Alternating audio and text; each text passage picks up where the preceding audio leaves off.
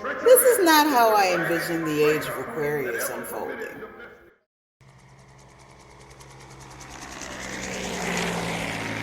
Good afternoon, party people. It's your girl Yael, aka Blue Moon, and this is your news with a view. Up first, it's a fuss-free funeral, Charlie Brown. That's right, today the Queen of England laid to rest her cousin, lover, and friend, Prince Phillip, in a relatively fuss-free funeral. Because even royalty understands that, Elizabeth's old as fuck and they should probably socially distance. Something people in grocery stores are still struggling with. The Queen sat alone during the funeral because she's old as fuck. I don't know why people were wondering why she was sitting alone. Seriously. And given the recent debacle with Harry and Meghan, you remember the one where Harry and Meghan pretty much revealed that the royal family was racist, much to no one's surprise except white people's. Media outlets made it a point to spot the tension between brothers Harry and William to see if any lingering feelings were still left behind. It's a royal family funeral. The most drama you're gonna get is maybe a cold shoulder or two. Though, given the whole husband thing going on between Prince Phillip and Queen Elizabeth, it would have been nice to have a little redneck dramatic flair. Up next, crypto gets its day in the sun. That's right, between Wall Street showing Coinbase some love during its IPO and Dogecoin heading steadily toward $1, the crypto revolution is finally securely in mainstream. I'm honestly just happy to see a lot of people on my timeline talking about investing in Doge, as the price has skyrocketed since January when I first looked at it. And it did my heart to see one of the greatest lyricists of New York ever to have his Queensbridge venture partners be a major part of that Coinbase IPO. I like seeing come-ups. Finally, it was a stellar week for mass violence, as Minneapolis PD is once again in the hot seat, having had one of their officers kill another unarmed black person. And before one of you fucks bring up the warrant that was out for his arrest, the warrant was for a missed hearing because they sent the paperwork to the wrong fucking address. Something I'm sure one of your hillbilly ass motherfucking cousins probably has out right now because the prison system does not give a fuck about poor people. Meanwhile, Indianapolis becomes the latest city to have a mass shooting carried out by a young white man. I'd say he was taken in without incident, but he honestly robbed the cops of the chance to prove my point by turning the gun on himself. If he'd have waited longer, he probably would have got a chance to go to Burger King. Because nothing says post-homicidal slaughter like burgers and fries. All joking aside though, the past 2 news weeks have been extremely tough. In case you haven't noticed, I haven't posted a news with a view in about that time. Primarily because Derek Chauvin's ass is on trial. And I remember the impact of George Floyd's death leaving me mentally scarred for quite some time. I didn't want to relive that moment. But then the Minneapolis Police Department had the nerve to test my resolve by not only placing the officer who killed Daunte Wright on administrative leave, but suggesting that a 20-plus year police veteran couldn't tell the difference between a fucking taser and a gun.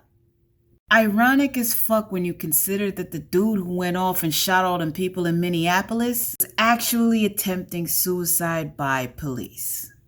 Meanwhile, you got dipshit, how can I be racist, Sharon Osbourne going on fucking pseudo-intellectual Bill Maher's talk show to go ahead and complain about the fact that they can't say what they want to on national television anymore. Because woke culture is clearly the problem here. Not outdated thinking and practices. All backdropped against a defense case for Derek Chauvin, which involves painting George Floyd as mentally ill and a drug user. Given all of that, the casual observer might ask me why I picked these 3 stories in particular to talk about today.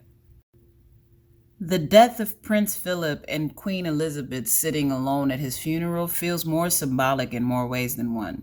Especially since Prince Phillip was the whole pioneer of royal propaganda and making sure that the people liked the royal family. You know, since both sides of his family lost power during two prominent revolutions. But with cryptocurrencies giving access to wealth that most people would have probably not had before, coupled with more post-colonial places realizing they don't need a figurehead as outdated as a fucking queen that sits and does nothing. Our world is changing significantly, as should be our value systems. What looked normal on our television screens 30, 40, even 50 years ago won't look normal now. Which means a lot of us, especially those of us inside of the media, have to do the hard work of unpacking the damage that came from portraying one way of being as being normal for so long. The systems that said you weren't normal unless you were this religion, this skin tone, this height, this weight, whatever. And what y'all call woke cancel culture is really the people who have been marginalized throughout history finally standing up and saying, no, you cannot identify me or talk about me in the way that you are and get away with it. Hate me for my character. Hate me for my actions. But don't hate me because you've been programmed to because of how I look, dress, think, or talk. And whether you want to accept it or not, that's not an attack on free speech. That's calling out the things in your speech that are no longer correct. Much in the same way you wouldn't expect a doctor who is practicing modern medicine to recommend mercury, cocaine, or leeches to treat an ailment today. And I think what a lot of people who are talking about, oh, everyone's so sensitive nowadays, don't seem to realize is when people call you transphobic, homophobic, or racist, they're not saying that you're a bad person. And for those of you who are like, oh, well, I'm saying they're a bad person, do me a favor and just sit this one out for a second. What the majority of us are saying is that you came up underneath a fucked up system. And that system is so ingrained in you that it shapes the way you speak, think, and talk about a lot of these marginalized groups in a way that you don't even understand consciously. And what we're asking you to do is do the work of untangling your own thoughts from those of the ones that were planted in you when you were a kid. We all have to do it at some point in time. Now I get it's uncomfortable because everybody has this stereotypical trope in their head of what a racist, transphobic, fatphobic person looks like. Usually an individual of low intelligence or something along those terms. And honestly, when I hear, oh, I can't possibly be racist. I've never said a racist thing. I have friends who were this. Or, everyone's just so sensitive nowadays. You can't say anything anymore.